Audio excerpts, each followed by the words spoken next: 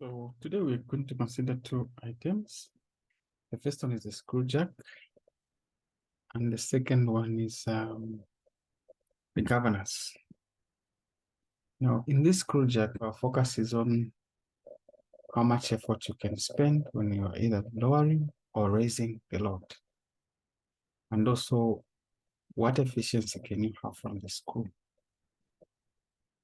Here, we are not focusing on the application that refers to simple machines, but we want to analyze a screw thread and its performance.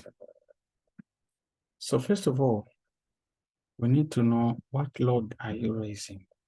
What is the load that you are trying to raise on your screw? And at the same time, what is the pitch of your screw? And what is the mean diameter?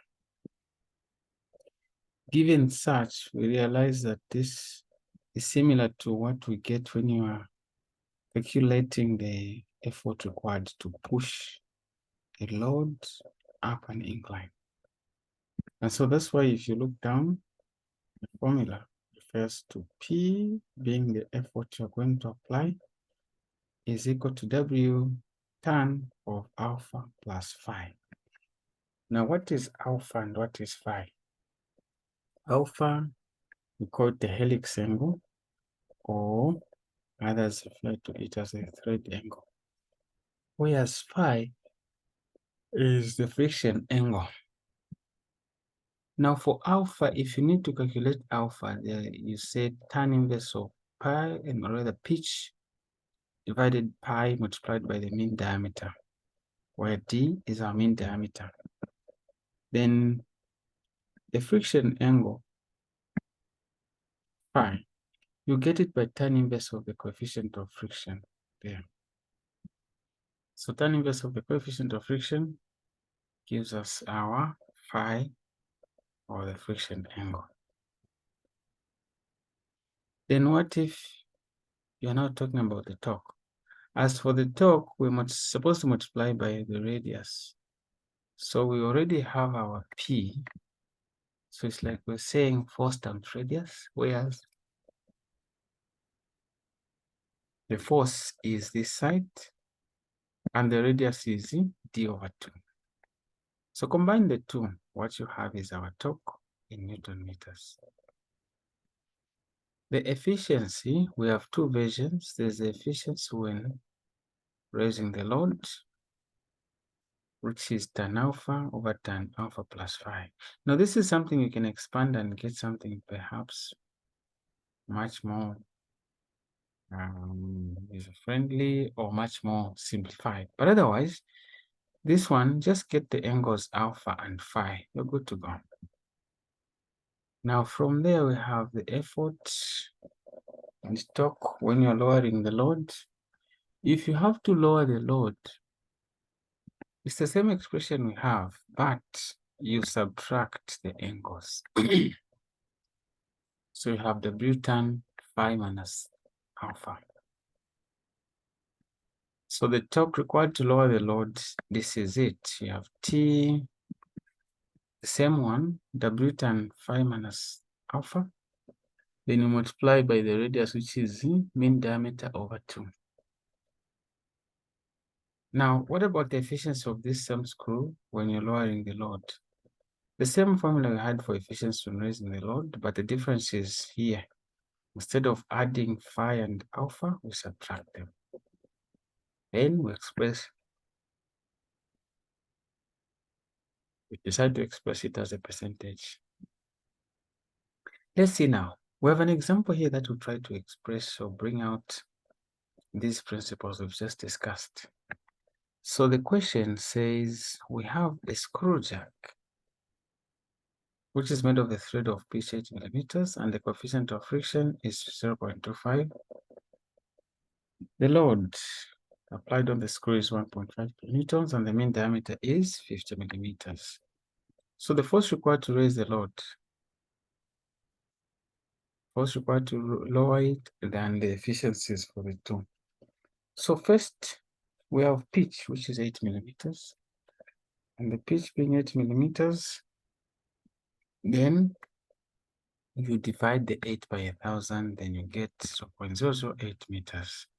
Coefficient of friction, we were told it's 0.25. Load is it's 1.5 kilonewtons, which is 1,500 newtons.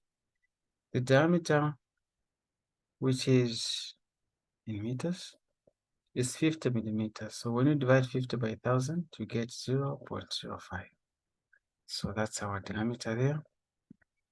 Then P. Let's now first of all find the force required to raise the load. This is where we say P equals W tan alpha plus phi, or phi plus alpha. So what is alpha and what is phi? Our alpha is P, pitch divided by pi d. So in this case, we have 0.008 divided by pi multiplied by the diameter, which is 0.005. The angle is 2.91. Then moving on from there, we have phi. Phi is tan inverse of mu. Our mu was given to be 0.25. So this is 0.25. Now, what is tan inverse of 0.25? If you go for tan inverse of 0.25, it's correct, 14.036. Then now that you found all this, we can substitute back in this formula. W is 1,500, then tan, these two angles added together, 2.91 and 14.036, giving you something like almost 17. Then in this case, our P becomes, the effort required to raise it is 457.058 in newtons. Lowering the load, we're going to use the same expression, but where there's addition in the previous formula, this is where we are now subtracting. So PW tan phi minus alpha. So here they subtract like that. 1,500 tan 14.036, take away 2.91. And the answer is 294.995. 294.995. It has to be in newtons because this is the force we're calculating. Efficiency when you're raising the load is tan alpha divided by tan alpha plus phi. So tan the alpha was 2.91. Then we add 2.91 plus 14.036. So in the end, the answer comes out as 16.683.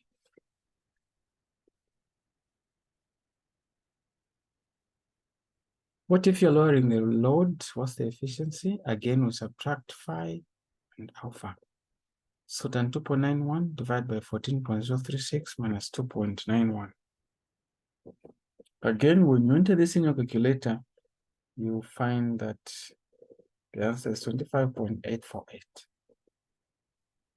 So here you will notice already that the screw is more efficient when lowering than when raising the load. This is efficiency. It has nothing to do with just comparing the loads, but how efficient is this mechanism when you're either raising or lowering the load. So here we have these. All it requires is now to take your time, look at the formula there, and make sure that you don't confuse them, you get them right. Here it's 0.25. So below here we have an exercise for your own time to try out that. The other one, these are the governors. We call them centrifugal governors because they use the centrifugal force. Now here we are going to refer to two types of governors. There's a Watt governor and the other one is a Porter governor. Keep in mind that the main purpose of using a governor is to regulate the engine speed. so that perhaps you can maintain or keep that speed without troubles. Now, for a watt governor, the mean speed is given by n squared equals 895 over 8. The 895 is a constant experimental for them to come up with the formula. The height is the height of the governor, which is the distance from there, from the ball up to where they are pinned above there. So that's why you have the h height. Meaning that if I have to make n the subject, I may say that my n is equal to, then I start with the square root of, then I can have the 895 divided by the h. So 895, the weight is, then I divide by h.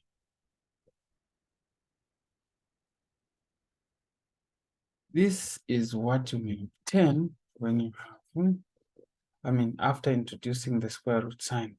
And always remember that these are supposed to be in brackets so that you do not confuse some of the values. A watt governor has a disadvantage that it can only handle low speeds and not very high loads. So this is where now the Porter governor comes in. In a Porter governor, you have a mass at the center or a central mass. So when you're coming up with a formula for the mean speed, you take care of this capital M, the one at the center. So the formula for the mean speed is n squared equals m, small letter m, plus capital letter M divided by the small letter m, multiplied by the same fraction we had, which is 895 over h. Let's see.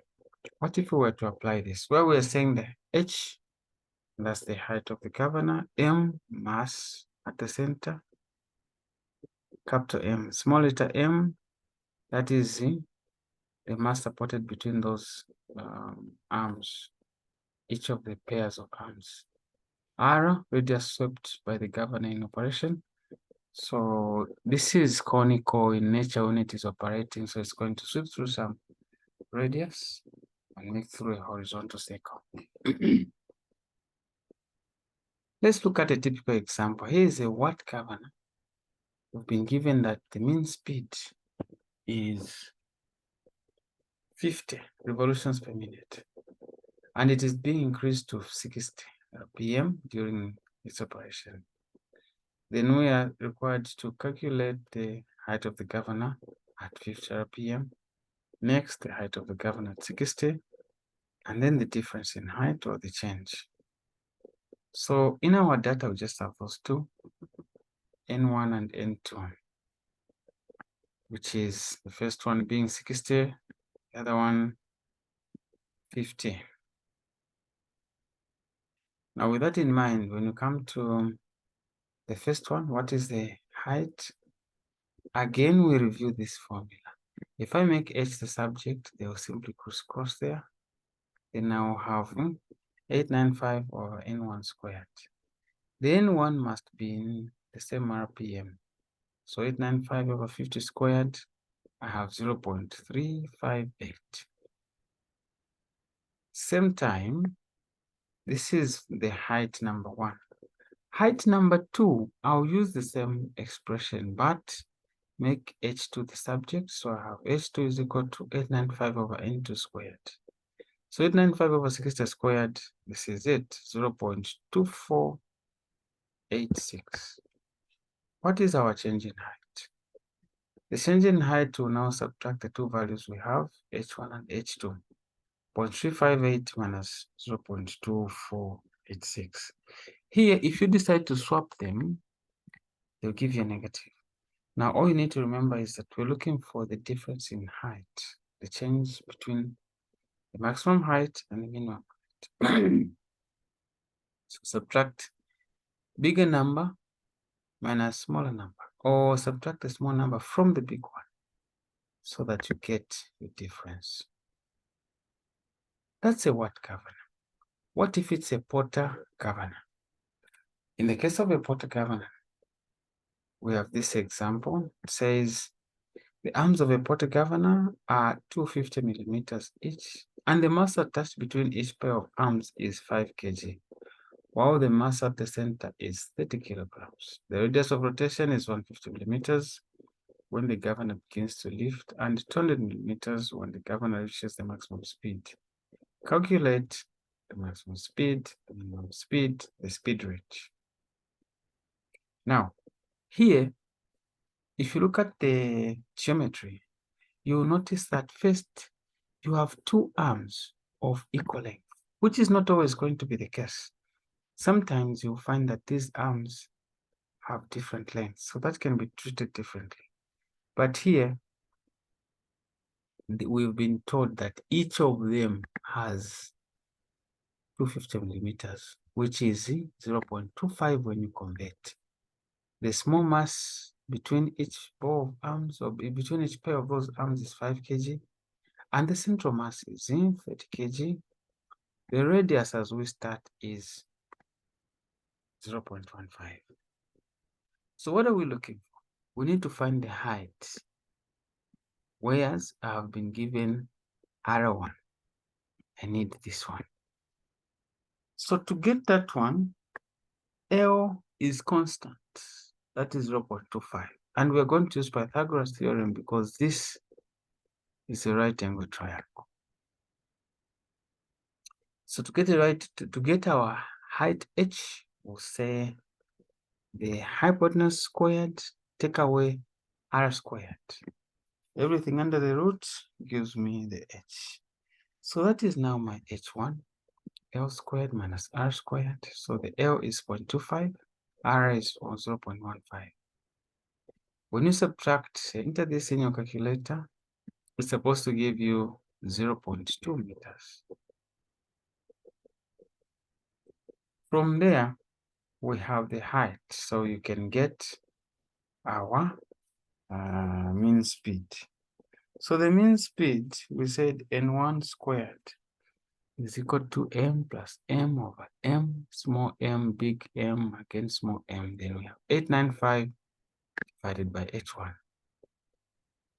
So this 5 plus 30 divided by 5, multiply everything by 895 divided by 0.2, which is what we found there. Then we get this big number, 31,325. We're looking for n1. So if you look at n1, we just need to get the square root of that so that we can also clear this. So square root of 31,325 is 176.989 revolutions per minute. This is our speed. We're calling it, in fact, that's not the maximum speed, that's our minimum speed. The next one, we continue with the same. So here, the only change is that this is now 0.2, whereas this initially was a different number. So when you enter that, it gives us 0.15. Substituting back in the formula, the only difference will be here. You put 0.15 there, which is now compelling us to get the square root of this. So it gives us the minimum speed for 17.66.667. And hence, you have your 204.369. One thing you will notice is that when the speed is increasing, this thing flies out. Hence, the higher the radius tells you that the speed is also going up. At a lower speed, this will tend to go towards the center of rotation. So hence, after substituting and getting the square root, you have 204.369 revolutions per minute. With all this, it becomes easier now to get a speed range because the speed range is just the difference between the two speeds we found.